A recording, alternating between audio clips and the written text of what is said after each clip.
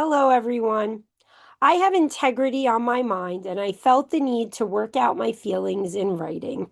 Ever since Italia 90, replete with Ciao and Toto Schilacci's golden boot, I have had World Cup fever. While I watch club soccer, especially Serie A and the Euros and Champions League, I'm obsessed with the World Cup. It's more than just a sports tournament, it's a cultural exchange, and I'm so here for it every 4 years. Sadly, Italia isn't Italia anymore, so they were not in the tournament this time around. So I was rooting solely for my other team, the United States of America. I don't want this 2026 World Cup to be associated with that red card debacle, but it's going to be associated with that red card debacle. There's no way around it, unfortunately. And that's just how it is. It doesn't matter what the team did in that amazing, uplifting game against Paraguay or the grit that they showed, both Australia and Herzegovina. Everything felt different, but for a moment, and I believed. Then the red card happened, and Donald Trump intervened to get the one-match suspension of Fuller and Balogun suspended so he could play against Belgium. It put the air of corruption on the tournament once again, and the team seemed stained and doomed. And they did find the doom. That was a humiliating loss that they ultimately faced to Belgium, 4-1 thrashing. And yes, I know Belgium was the better team and it's a better ranking team, but they were performing pretty poorly in the tournament up until that point, and we had at least a chance to at least put up a better fight and not get humiliated in the way that we did. But it seemed like all the energy was drawn from the team once the world was against them. And who could blame them? That whole situation was wrong. FIFA should never have overturned the red card, and anyone who watches soccer knows this. Even if the red card wasn't a red card and the referee made a bad call, which in my opinion he did, it was wrong.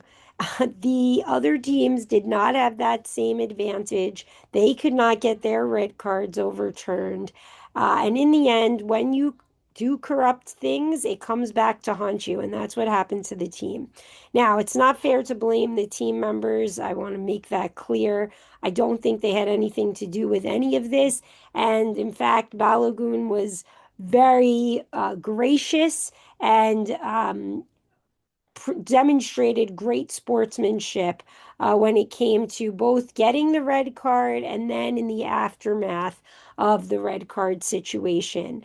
Um, in any case, this whole situation inspired me to write the first in a series of articles I'll be writing for Still Team Human. The series is called The Human X Factor, and we're going to talk about different characteristics that separate we the people from those bots that we're using. And the first characteristic we're talking about is a little bit about this red card, and it's focused on integrity. And integrity is all about doing what's right, even when it's hard, even when no one knows.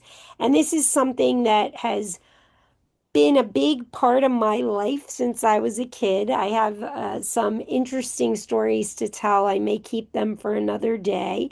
Um, However, I just think it's been lost a little bit in our modern day, and I fear giving the robots too much power will have us losing it altogether. And I write about this in the first in this series of articles. So I hope you'll check out the series of articles. I hope you'll start with this first one on integrity, which does discuss the red card. And now I'm going to cheer for more tears from Messi, Viking rowing from Holland, celebrations from Hakimi, miracle making from Harry and Jude, and smoothness from Mbappe, Olise, and Dembele. That way, football always wins. And I hope you'll do the same. And please keep in touch and keep on top of Still Team Human. Like and subscribe and share some of this content. I look forward to talking to all of you about it soon. Please do let me know what you think.